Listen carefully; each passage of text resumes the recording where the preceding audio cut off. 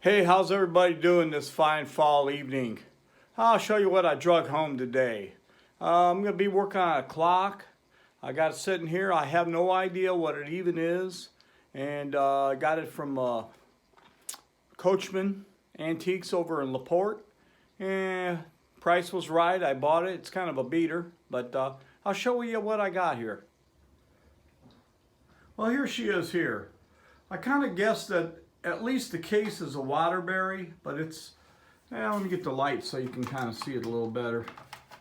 I think that the case is a Waterbury, but it's got some issues. I'm not sure these hands are right. It's got some kind of thing stuck in there for a tapered pin.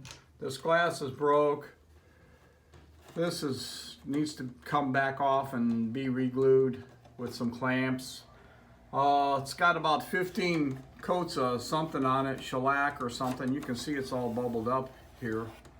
And somebody's fashioned a latch on this. I don't know what that is, piece of metal. You know what, I'll probably use this, but I'll probably take it out in the garage and grind that down and use an old one that I have for a pattern and kind of grind that down and bend it so it works on here. I don't know. I'm not restoring the clock, but I will detail it out. This pendulum came with it. I think this is from a Waterbury clock.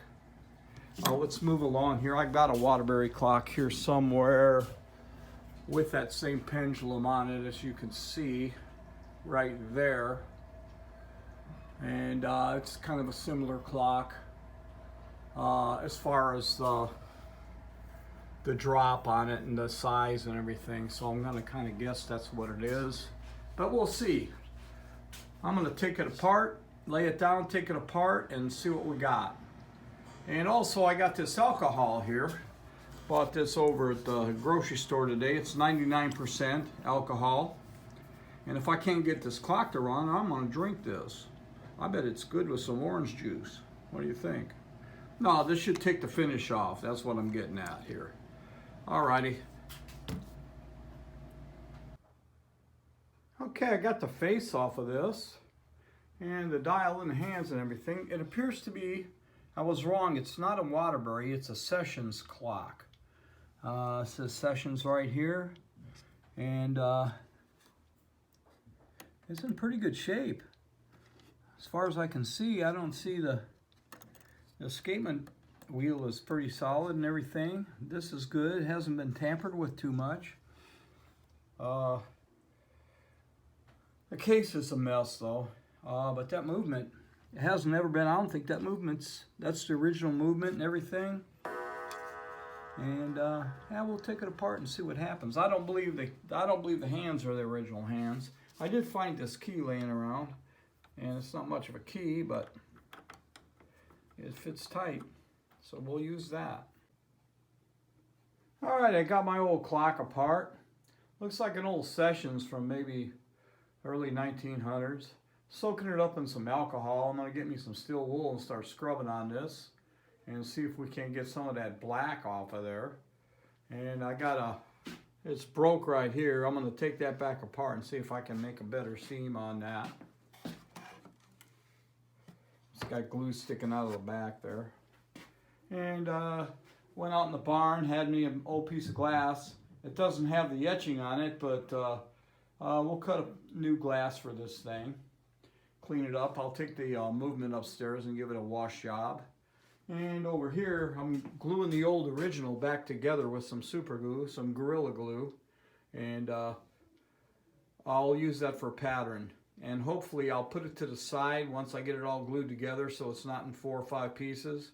And kind of look for a piece similar to this to reinstall in there at a later date. But what he did was,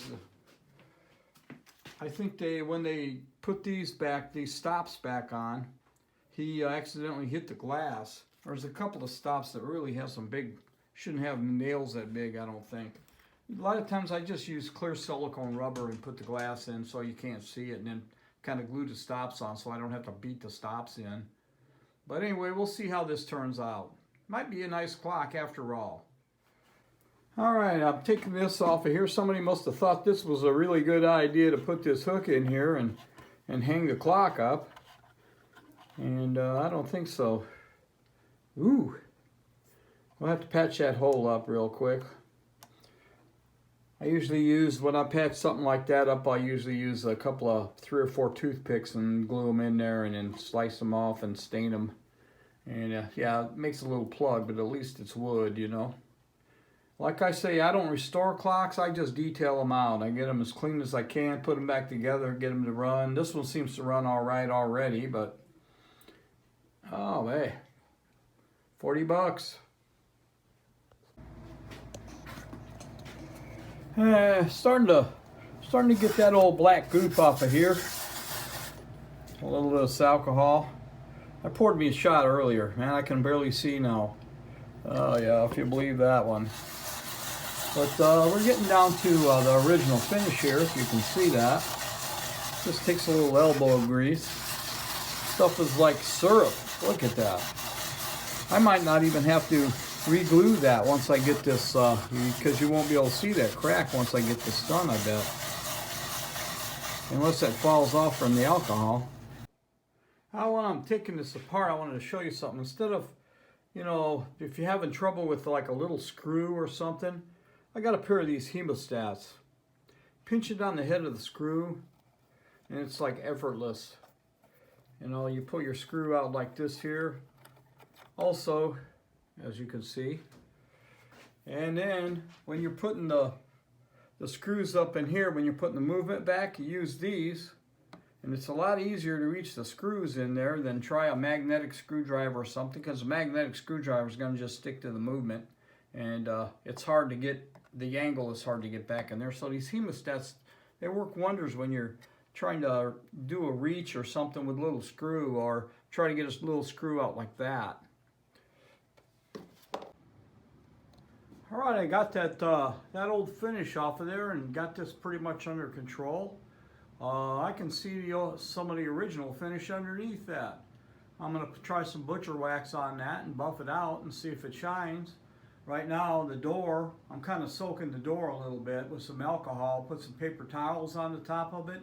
I'm going to let that soak for a while. Then I'm going to take some steel wool and rub that old stuff off of there and see how it looks. But hey, that's what we got right there. There's actually, you can see some designs in the bottom of the wood now where you couldn't even see them. That was all full and caked up. Yeah, it don't look too bad really for an old beater. This is the latch that somebody had fabricated to hold the door shut right here. I don't know what kind of metal that is. I'm not sure. It looks like steel. I don't know. Well, what I'm gonna do is I'm gonna take it on the grinder and make that a lot smaller and use the same thing. I looked through my stuff. I didn't have one. Usually I have several new ones to slap on there, but I think I can go by an old one that I got that's on a clock and kind of, because the thing did work. It was just too big and bulky. If I can just trim it down a little bit, I think we're going to be good right there. All right, I'm just about done with this old Sessions clock here. I'd say early 1900s maybe. Well, you know what? Sessions didn't make clocks until 1902, so yeah, it would have to be. It was Welsh clocks before that. But I'm going to have to take the face back off because it's not tick-tocking right. I don't have the beats set on it. But I changed the hands on this. I had these hands laying around. These hands better suit the clock. These are the hands that came on it. As you can see, these are off some contemporary clock. Somebody's painted it. That was a big hand on there. And this latch I have on the side here, if you can see, that's the same latch I showed you.